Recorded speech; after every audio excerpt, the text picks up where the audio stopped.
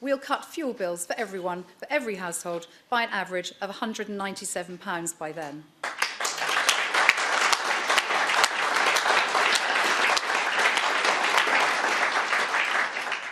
And because it's discrimination, to put it frankly, we'll also make the way you pay your bills fairer by stopping energy companies charging extra for customers who use prepayment meters or prefer to pay quarterly paper bills.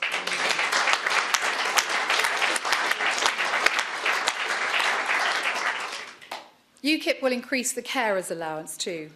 Millions give up work or work reduced hours to look after elderly or disabled relatives. They deserve, at the very least, to be paid the same amount as job seekers. So we'll raise the carers allowance from £62.10 per week to £73.10 a week, the higher rate of job seekers allowance, and put an extra £572 a year in their pockets.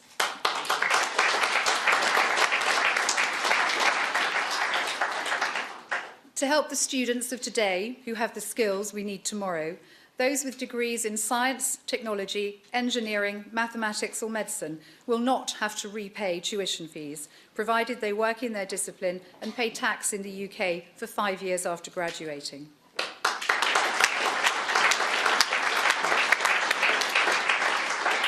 To increase much-needed housing stock, UKIP will offer developers grants of up to £10,000 per unit to build on brownfield sites if land needs essential remediation work to make it fit for building on. And by exempting properties built on brownfield from stamp duty on first sale up to the £250,000 threshold, we'll keep our greenfields green, protect our countryside and incentivise the building of 1 million new homes by 2025. Now, because UKIP believes in helping the most vulnerable in society, we'll put 800 advisors into 800 food banks. This means those who are struggling can get help for other problems they may have, such as debt, family breakdown, addiction, or to get support if they need legal or employment advice. UKIP is determined to prevent those who've already fallen on hard times from slipping any further. Under our plans, there'll be no bedroom tax, and no threats to housing benefit from the under 25s, and we'll scrap Atos-style work capability assessments. While UKIP will not condone the benefits lifestyle and we will support a lower cap on benefits, we will not join any race to the bottom on welfare cuts.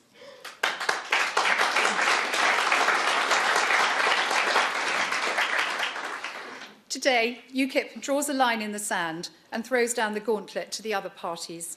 We are advocating common sense and compassion. We say this is how taxpayers' money should be spent. This is how we can get better value for money here at home for the people of Britain on responsible social projects. And remember, our sums add up. This is not pie-in-the-sky policy making. It's costed and it's realistic. If the people of Britain choose to follow our pathway out of the EU and into the world, it could become reality within months. Under our vision for direct democracy, the people of Britain could also access the heart of government within months. UKIP believes in people power, and every 2 years will allow a national referendum on the issue of greatest importance to the British public, gathered via an approved petition of more than 2 million signatures. The outcome will be included in the Queen's speech, so the public can and will directly affect legislation. We'll also offer real recall. We'll make MPs and other elected officials answerable to their constituents.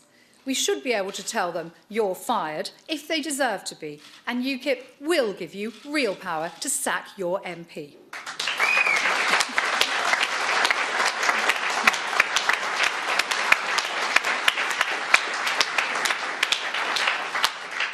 Parents under UKIP will have far more choice over where to send their children to school.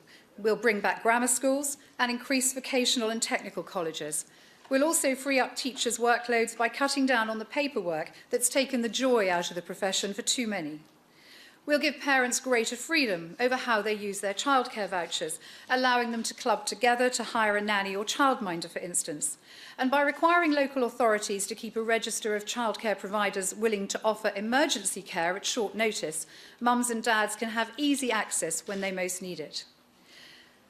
On a more serious note on childcare, we want to hold a thorough review of child safeguarding. Despite more rules and regulations than ever, The system is clearly not protecting our children as it should be, and we will investigate failings without fear or favour. UKIP is also the party of animal welfare.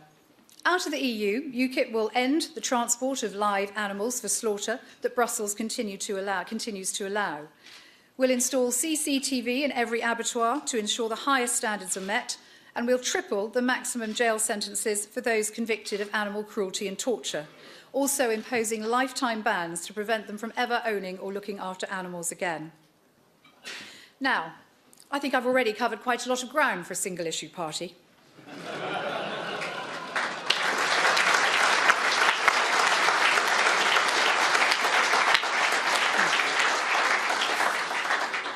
Still, that doesn't stop the simple fact that UKIP is the only party prepared to face up to the reality of the highest levels of immigration on record.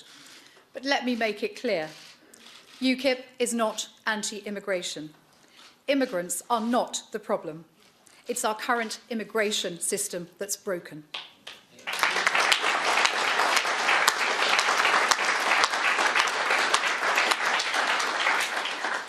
UKIP will welcome immigrants from across the globe, including EU member states.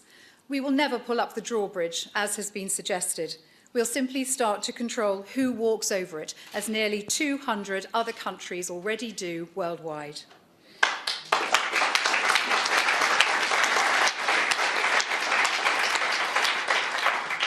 We must end the unsustainable pressure on housing, school places and the NHS, and the downward pressure on wages, so we can enable living standards to rise again and for unemployment to fall, and I mean a genuine fall. A 5-year moratorium on immigration for unskilled workers will cut it by 150,000 and get young British workers back into work.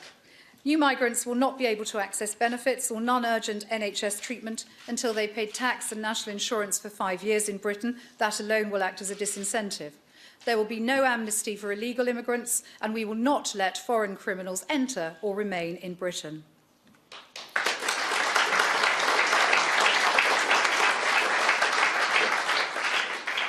I'm proud of our immigration policy. UKIP will not discriminate against non-EU countries, and not least against our old friends in the Commonwealth.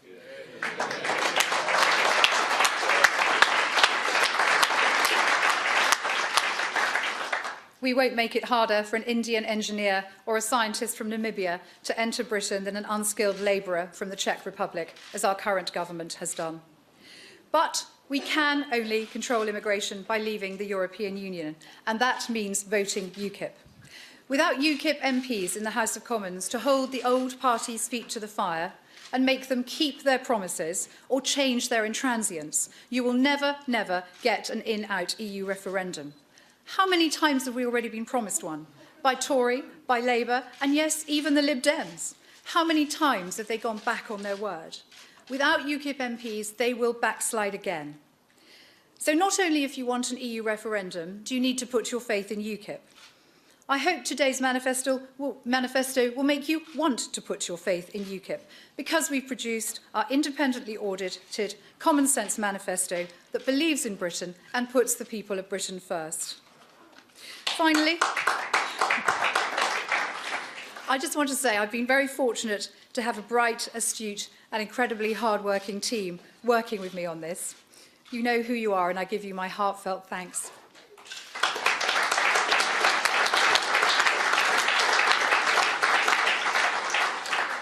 Thank you for bringing this manifesto to fruition with me, and thank you for allowing me to share UKIP's vision of Britain's true potential.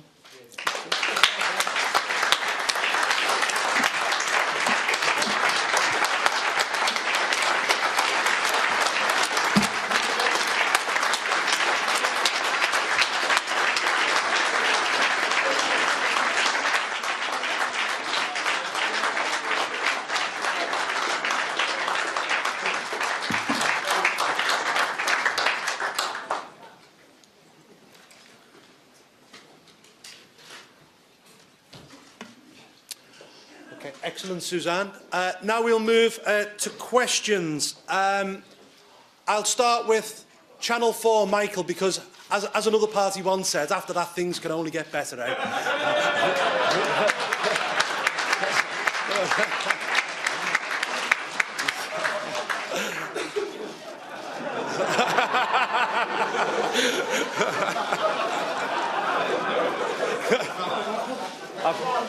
I've run out of questions.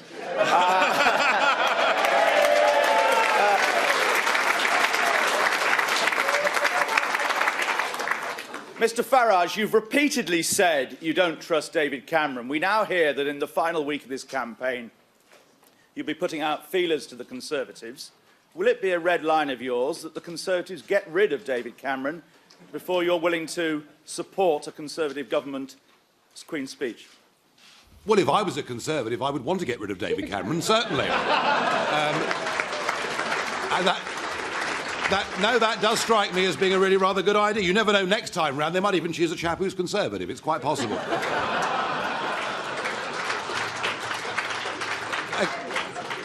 Can I...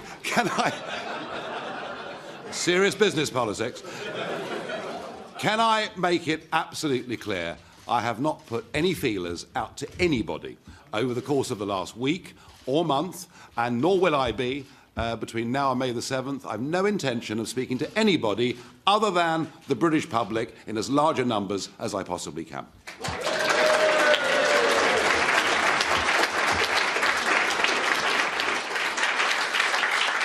James, BBC.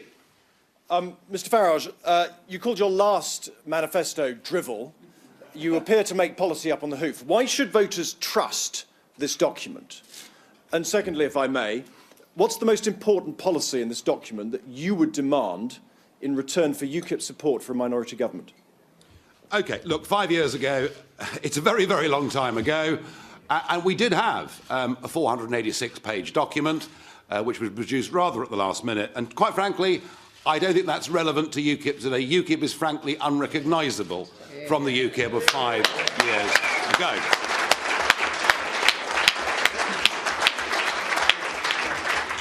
I genuinely believe that what has been produced here is a first-class piece of work, which I've read, absorbed and understood, which, you know, it was quite difficult last time round to do that.